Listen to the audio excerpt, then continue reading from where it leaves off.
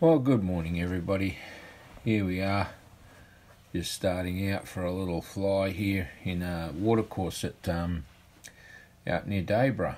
This is land owned by the South East Queensland Water, and as you can see, look at the Lantana.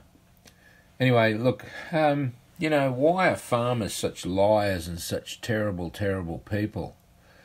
Well, that's pretty easy to understand.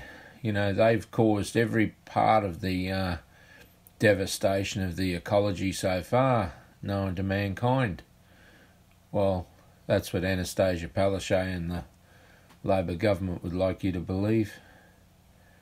But the real situation is here. Look at this. This is South East Queensland Water, their catchment area.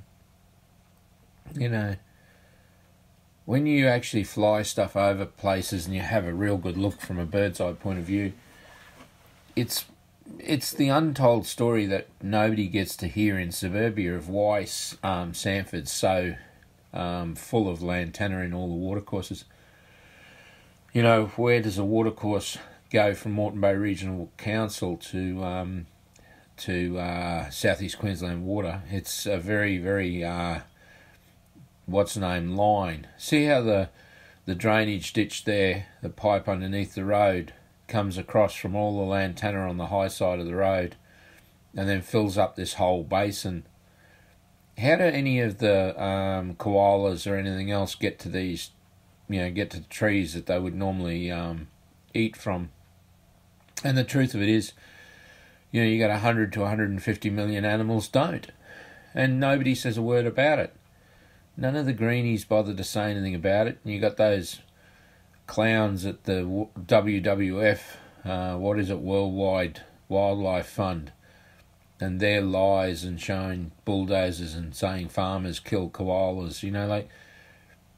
It's amazing how the farmers don't rise up and, demand different changes to the educational side of things. This gum tree, there's no access to that gum tree at the base of that gum tree there, or these other trees.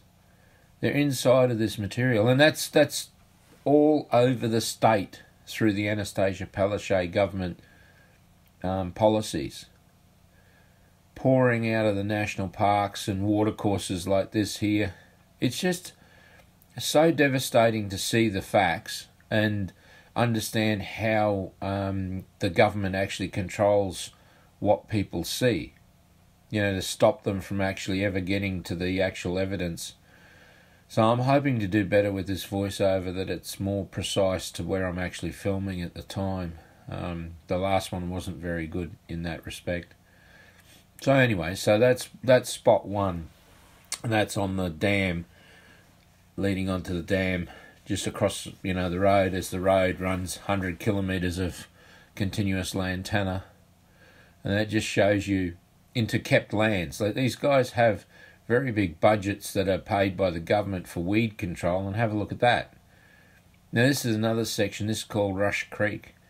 And across the road where the camera's looking under those power lines is just a wall of Lantana all along that embankment. Then you drop down across the road.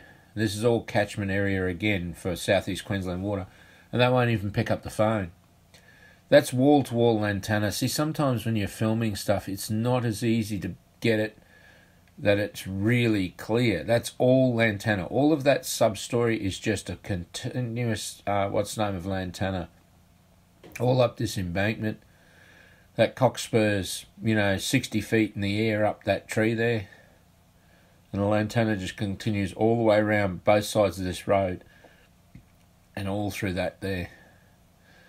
So, when you battle these things and you see how much money the government puts into smashing farmers as being the response, the ones causing all of the silting of the reef and all of the other devastation, and yet you look at the true facts of how continuously the councils collect money. They get paid money by the government for managing weeds.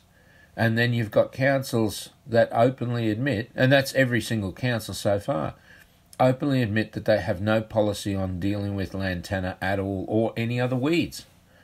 Yet they're taking our taxpayer money for services not rendered. Now, if that was private enterprise, if that was me, I'd be in jail. Now, up through these trees, this just doesn't do it justice. That stuff under the power line, then up through those trees, just is a wall of lantana all the way up over that ridge line on their properties. It is substantial infestations, and that goes down this road for about 3 kilometres, 4 kilometres. It's just incredible how much lantana's in all of these things. But the problem is you could film all day, every day, and it's just more and more of the same material. The trouble is that where they're allowing this material to grow, these areas would have originally been places where people swam in the creek and hung out and had barbecues and things like that. Now it's unkept land, and there's nothing being done about it.